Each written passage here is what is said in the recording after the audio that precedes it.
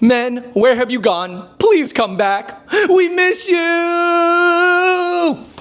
That is the title of this viral New York Times Modern Love article written by Rachel Drucker, and it is making a stir on the internet. It is stirring the pot. Yes, it is. Men are weighing in. Women are weighing in. There's a whole bunch of comments. There's people making TikToks about it. Anyways, I'm going to show a little bit of that. I'm going to go through some of the main comments that were left, and I'm going to discuss them. And then I have a message for both men and women, okay? Because I think it's a multifactorial equation of what's going on right now. But hopefully this video helps, shares my perspective, and just overall maybe clarify something. So please hit that like button, check out other episodes of the Hot Pop Boys. And oh my goodness, I was gonna film this video outside, but as you can see, it is so hot, and I'm so glad I have AC in here. I am very thankful, I honestly am. All right, so what I'm not going to do here is break down the article line by line. If you want to read it and get away around the paywall, that's your choice at the link down below. But I'm going to just kind of summarize things and then talk about it. Here's essentially the summary of the article. Emotional withdrawal of men. Drucker observes that many men have quietly withdrawn from intimacy and vulnerability, not with violence or resistance, but with indifference. They show up less in dating spaces and social rituals that require presence. She's saying that a lot of men are not out at dinner on the weekends. What she sees is a lot of groups of single women in New York City gathering around, being present and being social. I can kind of agree with her. This is an observation that I personally have sort of noticed. I do think it's cherry picking, but let's just say that women really, really like going out to dinner together, even if they're all single, versus men. Maybe men are inside, maybe they're playing sports, maybe they're doing something different. But she does say some of the issue is that so many men have retreated from intimacy, hiding behind firewalls, filters, and curated personas, dabbling and scrolling. We miss you. Okay.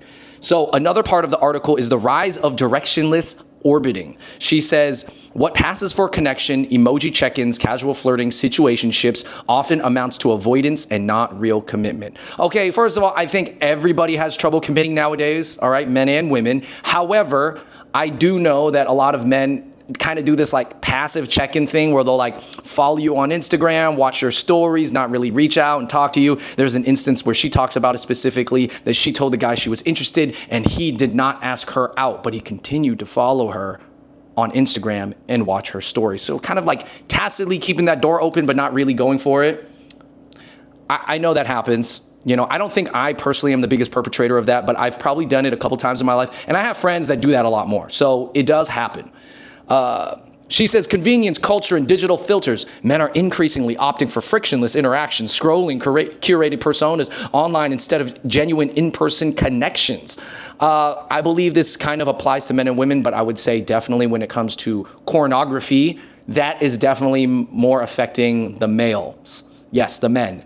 And I'm not here to bash gaming. I think that, listen, if you live a wonderful social life and you also game on the side, that's fine. But I think gaming takes up a lot of men's times, plus the pornography. And yeah, it's not helping. It is taking a lot of men out of the social settings. Erosion of shared intimacy rituals. She kind of says like, hey, it seems like even guys are not being, like if a girl happens to stay the night, maybe he's not like cooking her breakfast in the morning. Yeah, guys, if a woman is nice enough to spend the night, you should definitely at least make her coffee and give her a towel to borrow. Anyways, and then she says a plea for presence. Drucker invites men to return, not perfectly, but authentically with vulnerability. Breathe and eye contact. Your whole beautiful, imperfect heart. Come back, men.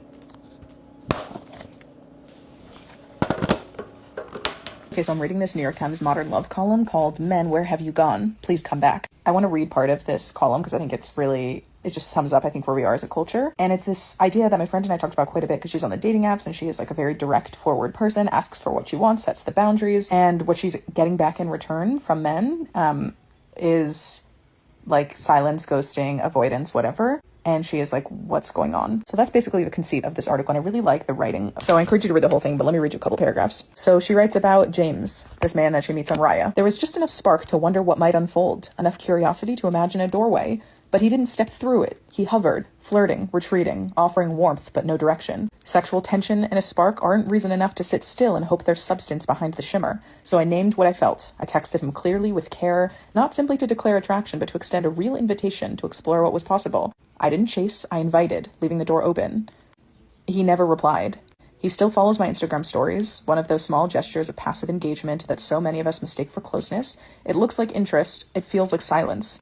What I won't entertain is directionless orbiting, that thing so many men now seem to mistake for connection. The perpetual maybe, the emoji check-ins, the casual seeing where it goes without ever going anywhere. There was a time not so long ago when even a one-night stand might end with tangled limbs and a shared breakfast, when the act of staying the night didn't announce a relationship, just a willingness to be human for a few more hours. This idea that vulnerability is a threat instead of an invitation has created a culture of hesitation, of men circling intimacy but never entering it. And the result is thousands of tiny silos, everyone performing closeness, but no one making a move that binds. Okay, I like this part. Maybe we're between paradigms, mourning what's fallen, not yet fluent in what comes next.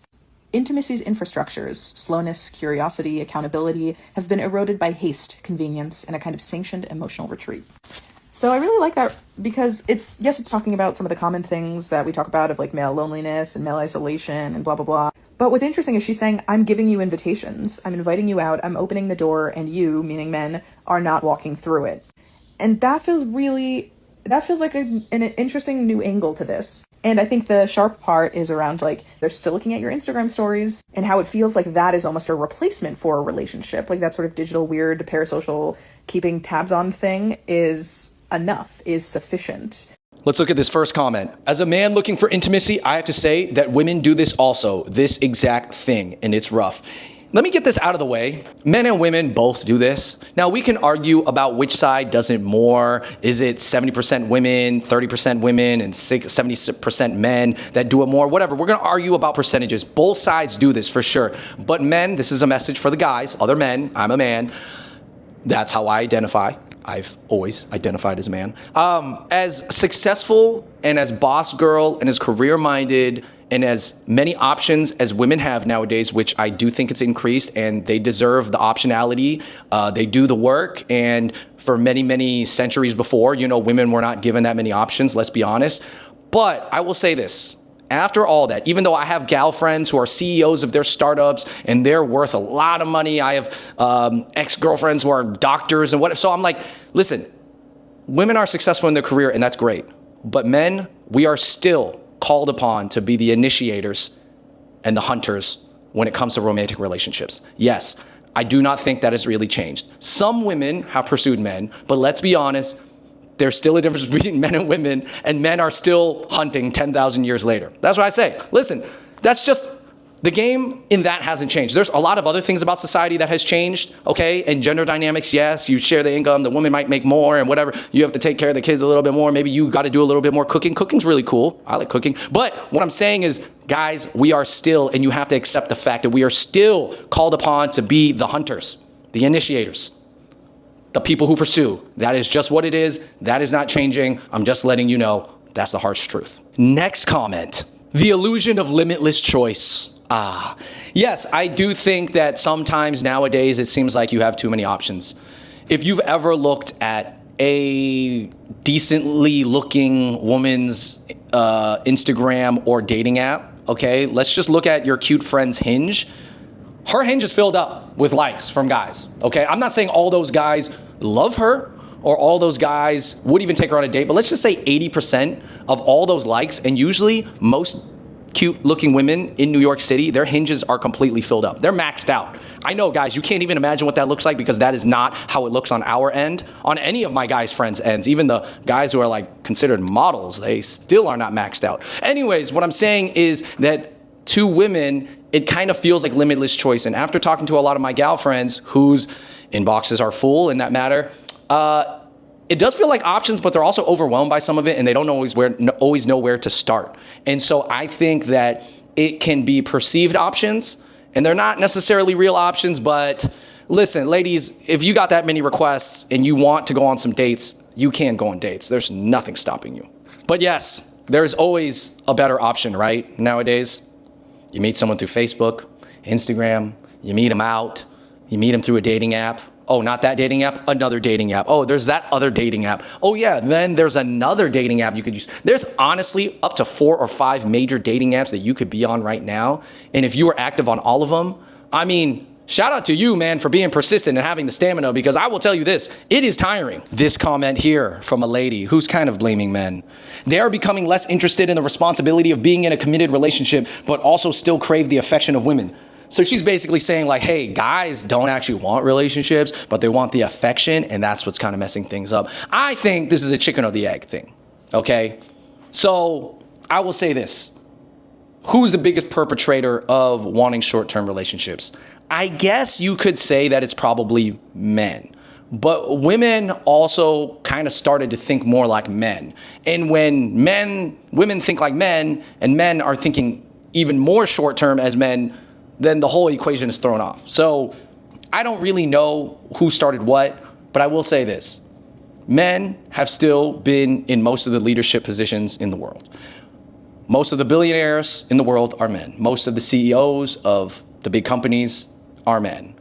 Men are the ones who wage the war, who fight the war. Men are still the ones like building the buildings out here. So I would say if men are kind of the structure builders of society, and society is a certain way now, then to be honest, there has to be some blame put on at least some men. That's the truth too. Here's one more comment that highlighted some other parts of the article that you should also read. These are quotes from the article. It's not about blaming men. It's about noticing the imbalance, about grieving what's not meeting us, and about refusing to dress it up as personal failure when it's actually a collective reality. You've retreated not into malice, but into something softer and harder all at once. Avoidance, exhaustion, disrepair. Maybe no one taught you how to stay. Maybe you tried once and it hurt. Maybe the world told you your role was to provide, to perform, to protect, and never to feel. So here's my message. Listen, women, I know times have changed, and you don't feel like you need men in the same way as women used to. You have much more options. You're living a good life. You have much more freedoms. You have a lot less pressure to bear children. So that's less pressure to get married. So if you have less pressure to get married, then you have more time to seek options and play around if you choose to. And you can hire your standard. And hiring your standard means shrinking your dating pool. And shrinking your dating pool also means increasing the possibility that you don't get married and have kids with someone that you really, really, really care for. And that is definitely happening right now. And guys, the rules of the game have changed forever. And I think that there is a calling on us to adapt. And you have to accept what's going on. You either accept it, you lean into it, or you move and bow out of the game. You can move elsewhere. You can to somewhere that you think more thinks traditional, which a lot of people are. That's kind of what the whole passport bro, movement is kind of about. So you can leave this place usually, but just so you know, the games have changed a little bit and there's not really much you can do about it. That's just what it is. So we have to adapt. With that said, I think women, and this is my opinion, that I think women should be nicer and more empathetic to men who are trying. There are still plenty of men putting in effort. Like just the other day, I met a girl off the dating apps, and I say, hey, I'd love to do a FaceTime with you before we meet up. This is something that I've been asking women to do. If they're interested in a FaceTime, then they're more interested. If they're not interested in a FaceTime and they're only interested in me taking to them out on a dinner date, then I'm like, maybe not. So I asked the FaceTime and she was like, yeah, great. Like, here's my Instagram. We can do it through there, blah, blah, blah. And I chat on Instagram a little bit. I say, oh, are you free for a FaceTime? She goes, oh, well, I'm actually on a trip. And when I come back for the trip, I'd love to. I go, great. So she comes back for the trip. 2 days later, I'm like, oh, hey, would you like to do like a call, like an Instagram call or something like that? And she goes, oh, I'm just so like lazy right now and I can't get myself together for a call. And then I was like, okay, so you denied me twice on something that's pretty low lift. Like, I'm not asking you to get up out of your way and do this and that. Now, if you want me to treat you as a princess on date number 1, I'm not really into that. So I pretty much tell her like, hey, just let me know when you want to chat.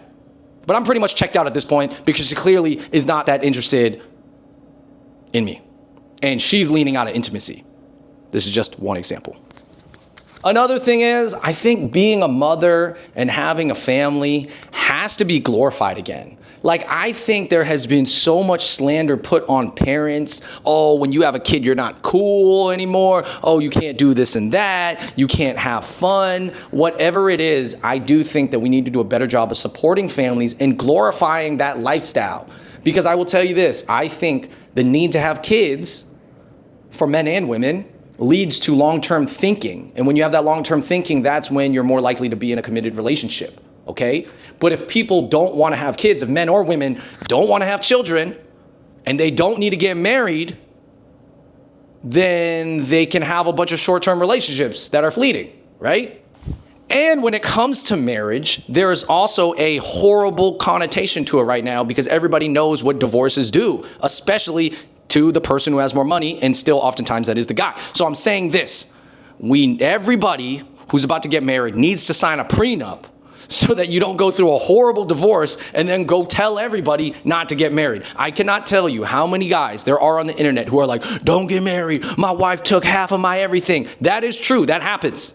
And it does wreck some dudes, okay? Like some guys enter a marriage with a lot of money and they don't sign a prenup, and then the lady takes half and it just kills him. I have a friend who's been divorced twice already, and he did not sign any prenups both times, and he has had to work himself back, and it has messed him up. I hope he learns his lesson for the third time. I've talked to him about it. But anyways, what I'm saying is we have to set up marriage a little bit differently because times have changed, and the rules of dating and marriage and committed relationships has also changed a little bit. And it's gonna take both sides. I think men, we have to step up a little bit more. We have to lean into it as we are called to be the initiators, the hunters, the pursuers, whatever term you wanna use. Maybe hunting is a little bit like, why are you hunting? So, pursuers, whatever, initiators, okay? We have to be these people still, okay? So you have to understand that. And women, just please be a little bit more empathetic to the guys who try, who put in a little bit of effort, you know? And I don't think just because we like your profile means that we want to marry you, but it means we probably want to get to know you. It means we just want to talk to you. That's all we're saying. So anyways, guys, I hope this video was a little bit helpful. These are my thoughts as a guy who has dated around and dated a lot in my lifetime, you know, and I have married friends who are happily married. I've also know a few friends who have already been divorced, and it's only been a few years. But overall, I know friends who have kids and they're working towards something good. So basically, you gotta wanna have a family. I think that's a big part of it. But yeah, everybody just needs to be nicer to each other, okay? Guys, be gentlemen, act like gentlemen. Women, can you just please be a little bit more empathetic to our situation? We don't have our inbox full like you. We are still pursuing you. We have to step up and be courageous. But guys, I think you can be a little bit more courageous and get out there. Anyways, that's my message. Let me know what you think in the comments down below. Again, I am not blaming one side or the other. I'm just saying that men and women both need to take a little self-responsibility for this situation because it has changed. But if the game has changed, then you got to adapt to the new rules. Let me know what you guys think about that. Hit that like button. And until next time, we out. Peace.